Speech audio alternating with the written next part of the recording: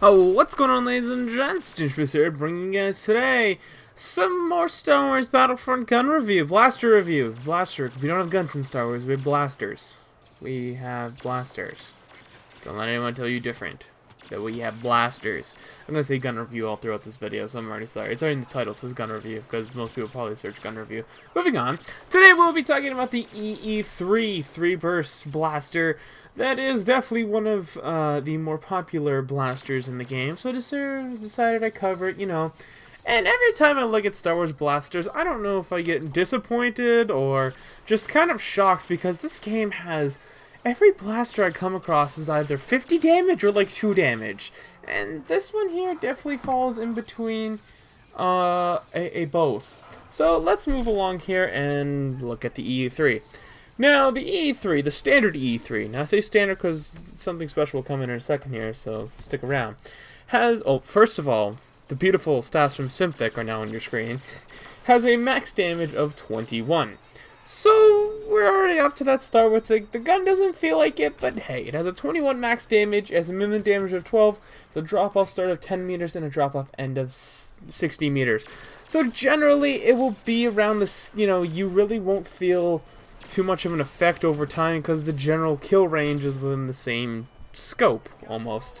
Not too much deviation from the 21 to 12, because, you know, there isn't much of a difference. Now for a 3-burst blaster, we have a fire rate of 120, so you could burst that relatively close. Now we'll talk about the heat rates. I don't even know how to describe it properly. Heat rates. It's got an RPM.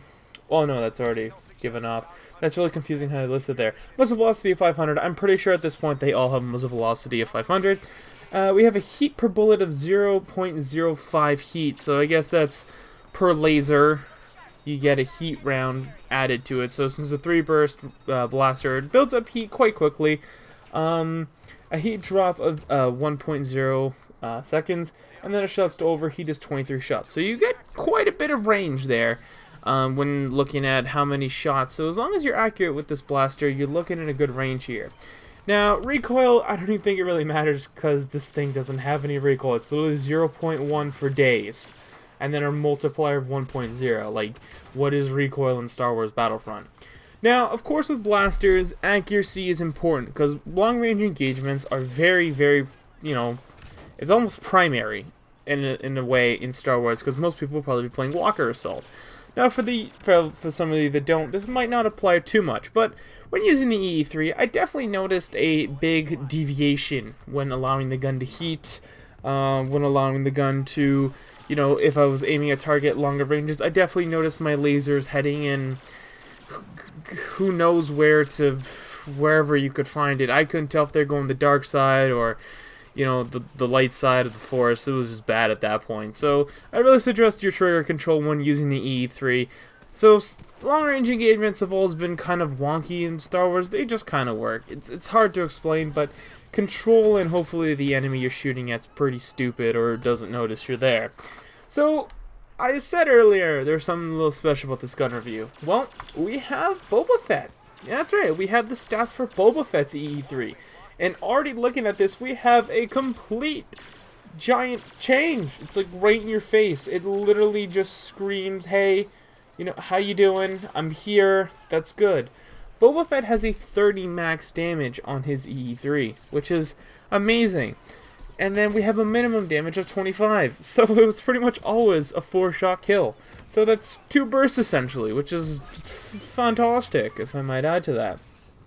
Same rate of fire at 120 RPM. Muzzle velocity of 500 stays the same. But if you look till the shots till overheat, it's now up to 25. So you get 2 extra rounds of error, essentially. Now, I'm not sure if that means, you know, every time you squeeze the trigger, you know, as in shots to overheat, or literally every time a laser comes out of your blaster.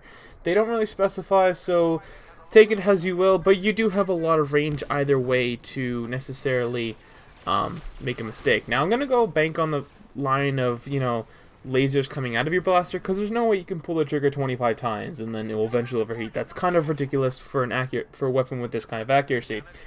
Once again, back to the substantials of practically no recoil, and with Boba Fett's EE-3, it literally has no bullet deviation sometimes. So you will notice it once it gets higher on the heat point, but at the spread, you will definitely not notice it into the lower, even going to the mid-sections. This thing is dead-ass accurate. We all know how overpowered Boba Fett is, and his EE-3 is definitely at the top of his arsenal. Following up closely with that evil wrist rocket, because I don't understand why Star Wars needs to put devices in the game that you can literally lock onto people with no skill, whatever central. Why would you make something like a homing shot? God damn it, dice. I mean, what? So yeah, that's pretty much the E3. Now, this gun here it's absolutely accurate. Talking about both variants, and the Focus Fire Star card is really good because it keeps the recoil, or not the recoil, but it maintains accuracy, helps you maintain accuracy. So that's pretty laser-like accuracy. You know, sticking long range, medium range with the E3 is what you're looking at the end of the day. So you can kind of equip it around that. I usually just run a pulse cannon and something else because pulse cannon is the best. It's really good. I have a video coming up shortly on Walker Assault and why the pulse cannon is a critical ascension there to Walker Assault. Anyways, guys, that's pretty much all for today's gun review. Hope you guys did enjoy. If I missed anything, don't be afraid to ask down in the comment section below if you need clarifications. Stats in Star Wars are kind of weird, so yeah. Anyways, guys, I'm the Digitimus, and I'll see you sexy beasts in the next episode. Peace.